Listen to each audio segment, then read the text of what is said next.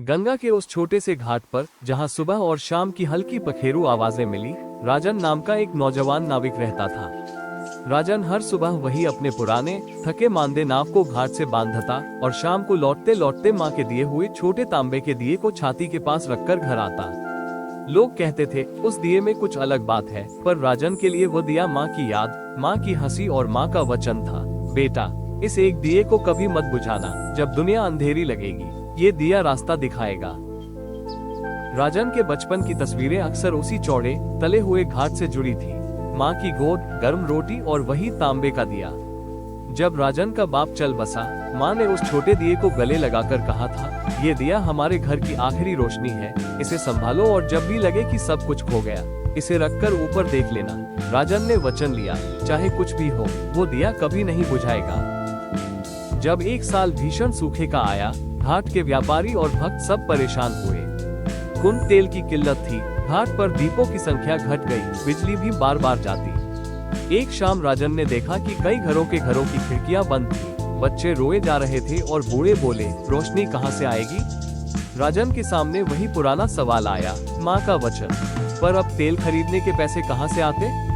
रात को राजन ने जमीन पर बैठे बैठे ठान लिया, मैं चाहे जितना भी छोटा हूँ, एक दिया तो जलाऊंगा। उसने पुराने अलमारी से कुछ टूटी फूटी चीजें निकाली, टूटा साइकिल डायनामो, कुछ शीशे की बोतलें, जर्जर तार और एक पुराना तेल के डिब्बा। उसकी आंखों में एक नई चमक आए, कुछ बनाना होगा जो तेल पर निर्भर न रहे। बस इतना सा मकसद, एक छोटी सी रोशनी जो कम खर्चीली और टिकाऊ हो। अगले दिनों राजन ने पास के स्कूल के बच्चों से मदद मांगी। बच्चों ने हंसकर कहा, अंकल यह क्या जादू है? पर जब राजन ने उन्हें सिखाया कि कैसे डायनामो से बिजली पैदा होती है और एक छोटी लाइट जलेगी, तो बच्चे उत्साहित हो गए। धीरे धीरे औरतें, नटखट बच्चे और कुछ नौजवान राजन के साथ जुड़ने लगे। हर किसी ने कुछ न कुछ दे दिया, पुराना बैटरी, टूटी कुर्सी, कपड़े के टुकड़े। एक छोटी टीम बन गई और नीम की छांव में विचारों की बारात लगने लगी। पहली बार जब उस छोटी सी मशीन से लाइट जली, पूरा गली मोहल्ला झकझोर गया। एक छोटी सी रोशनी ने सबका हौसला बढ़ाया। राजन ने उसे वचन दिया, कहा, सोनू, एक नौजवान जो पहले शराब पीता था, रो पड़ा और बोला, अगर ये दिया चल सकता है तो मैं भी बदल सकता हूँ। लोग थोड़े थोड़े कर नए विचार लेकर आए। कोई बोला इसे बाजार में बेचते हैं, कोई बोला इसे मंदिर में लगाते हैं, पर सबसे बड़ी बात थी, उम्मीद लौट आई।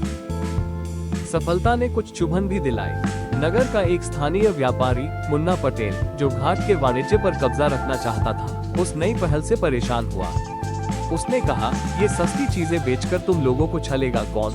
और सरकारी ऑफिसों में दबाव डालकर प्लान को रुकवाने की कोशिश की। राजन के पास कोई बड़ी तिकड़ी नहीं थी, बस जनता की छोटी छोटी चाहतें। पर राजन ने हार मानने का नाम लिया ही नहीं। उसने सोचा, अगर सारे लोग एकजुट हों तो एक आदमी क्या बिगाड़ पाएगा?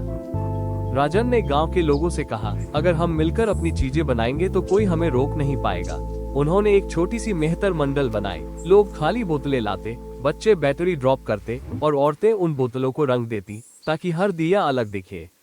राजन ने पुराने नाव के लकड़ी से एक स्टॉल बनाया और वहां से वे वचन दिया बेचने लगे। किफायती, टिकाऊ और हर खरीदने वाले का नाम एक बुक में लिखा जाता। जो प्रकाश खरीदता है वो एक नई उम्मीद का भागीदार है। दिवाली आए, पर इस साल दीपों की रौनक किसी और तरह थी। हर घर में वही छोटे छोटे वचन दिए थे। कोई बड़ी दावत नहीं, पर सच्ची मुस्कान थी। राजन ने घाट पर खड़े होकर देखा, सैकड़ों छोटे छोटे रोशनी के बिंदु नदी पर झिलमिला रहे थे। उसी रात मुन्ना का व्यापार ताल ठहर गया। लोग उसकी महंगी चीजें नहीं खरीद रहे थे, वे अपने ही हाथ से बनी रोशनी को चुन रहे थे। राजन ने अपने हल्के से मुस्कान में सबका नाम पुकारा, यह आपकी ही रोशनी है। समय बीता, वचन दिया न केवल रोशनी बन गया बल्कि रोजगार भी ले आया।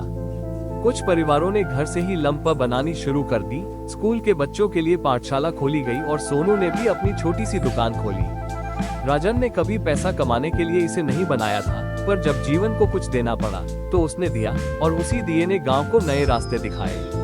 उसकी माँ का पुराना वचन अब गांव का वचन बन चुका था। 2 साल बाद उनकी छोटी पहल को आसपास के गांव ने भी अपनाना शुरू कर दिया।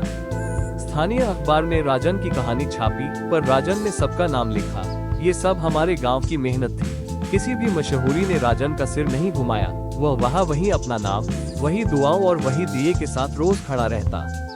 पर अब लोगों की आंखों में एक अलग तरह की उम्मीद थी, जो कभी खोई नहीं समझी जाती। ये कहानी सिर्फ एक दिए की नहीं है, यह वचन, इरादे और गांव की एक छोटी सी जिद की कहानी है। राजन ने मां के दिए को कभी नहीं बुझाया और उसी दिए ने गांव की आशाओं को जिंदा रखा। अगर इस कहानी ने आपका दिल छू लिया हो तो यकीन मानिए, आप भी अपने जीवन में एक छोटा सा वचन दिया जला सकते हैं। और हाँ, अगर आप YouTube पर देख रहे हैं, सब्सक्राइब, लाइक और शेयर कर दीजिए। Facebook पर हैं तो फॉलो कर दीजिए, वरना अगली बार राजन की नाव आपकी छत पर आकर घंटी बजा देगी। थोड़ा हंसी मजाक प्यार से एक छोटी सी कोशिश भी बड़ी उम्मीद बन सकती है। जब लोग एक होकर काम करते हैं तो बड़ा बदलाव संभव है। संसाधन कम हो तो भी रचनात्मकता और दृढ़ता से रास्ता बनता है।